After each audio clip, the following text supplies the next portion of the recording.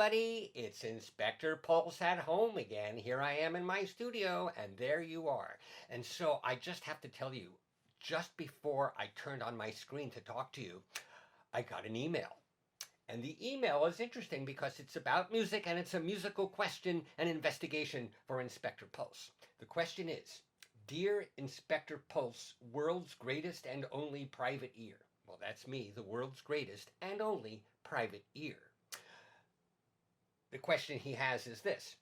I am studying piano, and I remember, he says, that you said the word piano means soft in music, and the word forte means loud. Well, you might remember that I did say that, and it's true. I said that quite some time ago on one of the early episodes. Piano and forte.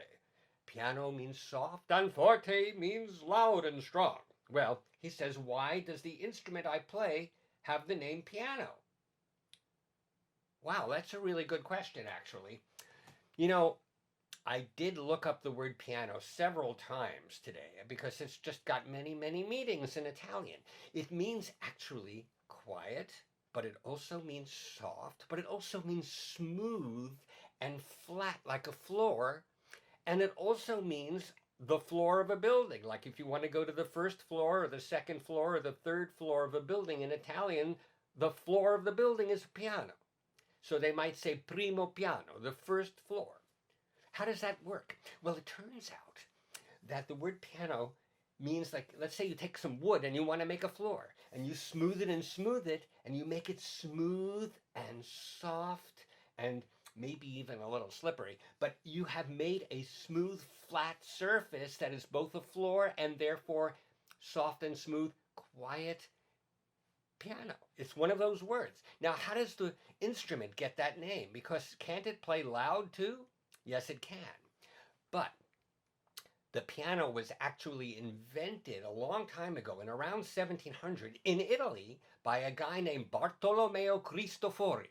We still know the name of the guy who invented the piano, and that's kind of unusual because very often when things go back that far, we forget stuff. But in the piano industry, we owe this guy a lot. Bartolomeo Cristofori. Now, when he invented it, he was trying to make an improvement in some way on the instrument everyone was playing, which was called the harpsichord, which in Italian they used to call it the gravicembalo. Now, the harpsichord can't play loud or soft. That's because when you press a key on a harpsichord, a little plectrum plucks a string, and it just goes pluck. And my digital piano here can imitate a harpsichord perfectly. Here is the sound of a harpsichord.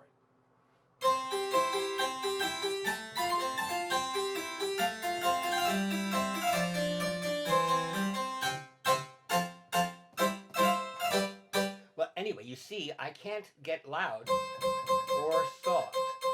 It's just like on a harpsichord on this piano here because it's imitating a harpsichord. So if I press really loudly or if I play really softly, it's the same. I'm really trying. I can't make a difference.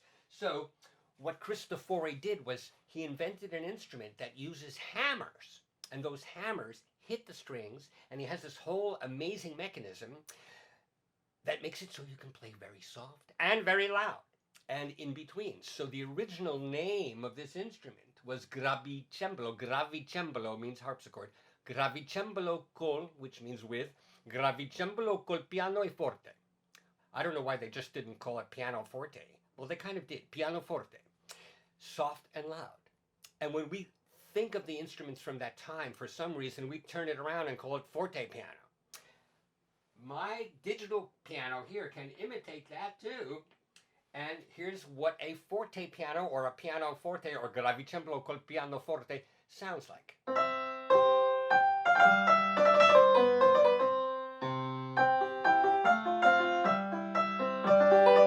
And I can play softly. Oh yeah. And I can get louder just like on a modern piano.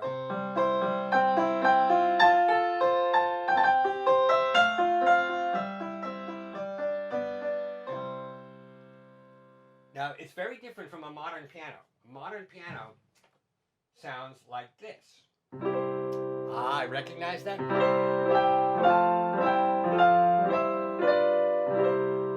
You know, one of the interesting things, though, is when you play a piece of music, if the composer wrote P for piano or F for forte, that doesn't tell you that much. It just tells you a little bit about loud and soft, but you need to know the character and the context and the feeling of that loud and soft. Just think about when you're talking. Let's say you want to say, yes, I will clean up my room. All right, you don't want to say that, but let's just say that you want to say that for an example. Okay, now let's say I said, say it softly. Well, you could say it softly many ways. You could say, yes, I want to clean up my room. Or you could say, yes, I want to clean up my room. Or, yes, I want to clean up my room. And forte, too. You could say, yes, I want to clean up my room. Or you could say, yes, I want to clean up my room. So forte and piano gives you the volume, but it's not the character. You have to think of the character. You have to think of the music or the language or whatever it is that you're saying loud or soft or playing loud and soft and make that work. So, for example, here's a piece by Bach, which I've played for you before, a little bit of it. It's the very first prelude from the Well-Tempered Clavier. Now, clavier just means any kind of keyboard, harpsichord, organ, piano, anything. And it doesn't have a dynamic. Bach didn't write piano or forte. Why didn't he? Because actually he almost never did that. Because people played it the way they felt like it. And also because if you're playing it on a harpsichord, which most people were, well, you couldn't play loud or soft anyway. So this is how it starts. Let's say I'm going to play it on a harpsichord. It would sound like this.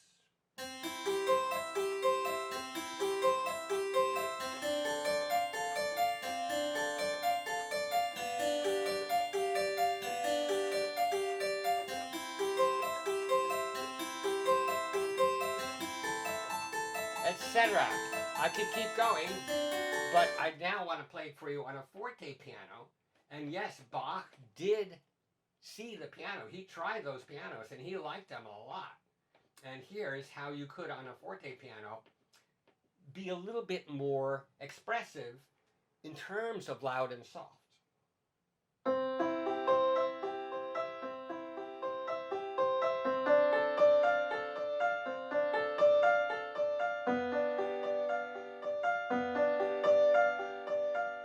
And then I could get softer here. And then maybe I would get louder. And then maybe softer.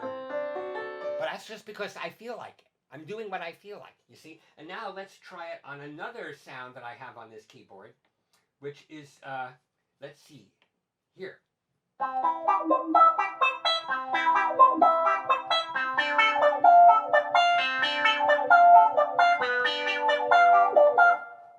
Pretty weird, huh? That's not the weirdest sound that I have on my keyboard. I have some weird ones. Here's my favorite.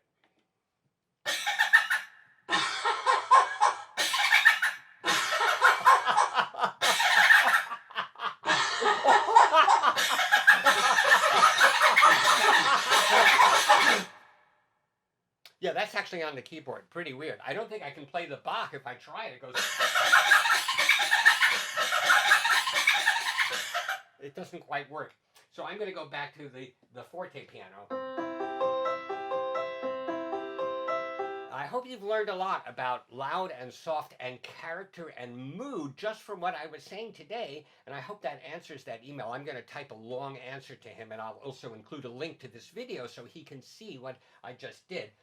And before I go, I'm just going to say that I really think that some of what I said was funny, don't you? Oh, you do? You think it's funny? Did you think the whole thing was funny? Me too! I did actually! I got it!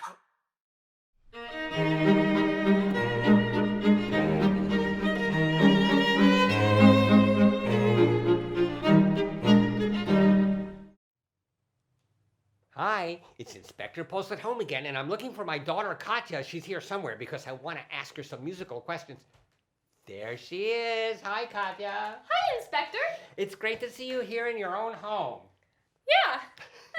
So, Katya, I was just telling everybody about loud and soft, about piano and forte, and how that's not really enough. Of course it's it's not enough. You have to know the character and the mood, not just loud or soft. Exactly.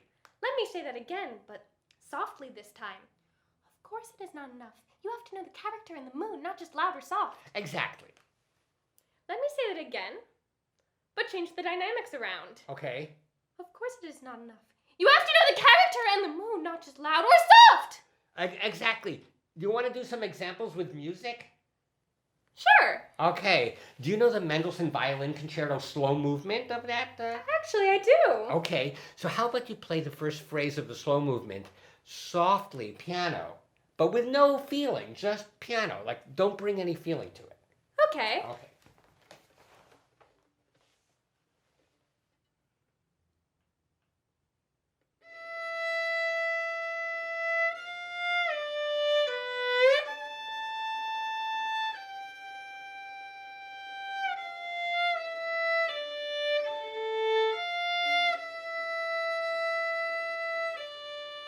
Yeah, it's really boring that way, isn't it? It's terrible. Yeah. So now bring some feeling. Still play piano, but bring in some tenderness, okay?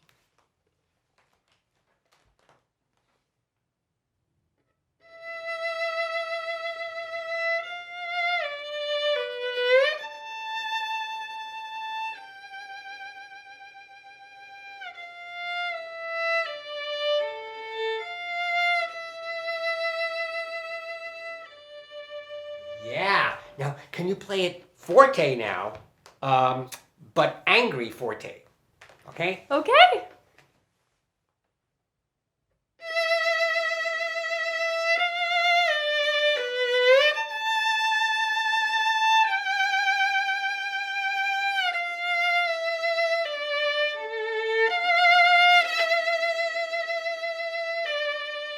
Yeah, good, except that's not really how you probably want to play it, right? No. So you want it to be tender, even if it's forte.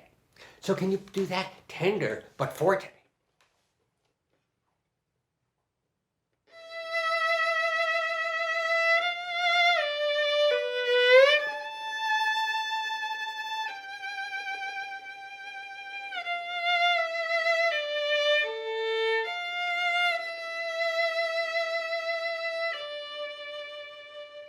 And now, how about pick any spot in this movement that you really like and play it with forte and piano, whatever you feel, and with emotions, okay? Sure.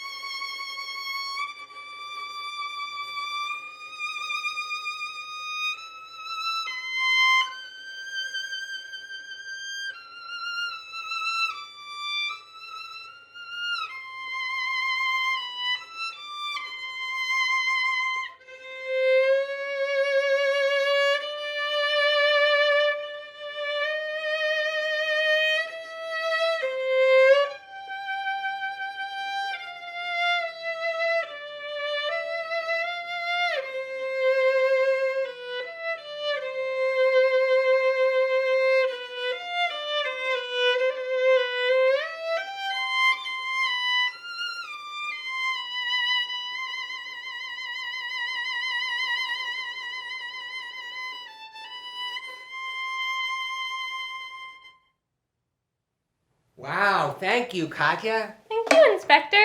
Bye-bye. See you next time. Bye.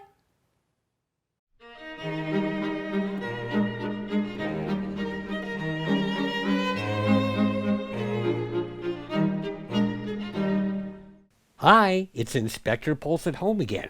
Remember, you can leave your questions for Inspector Pulse, that's me, in the comments section below. Click on the link in the video description to find more activities related to this that you can try at home.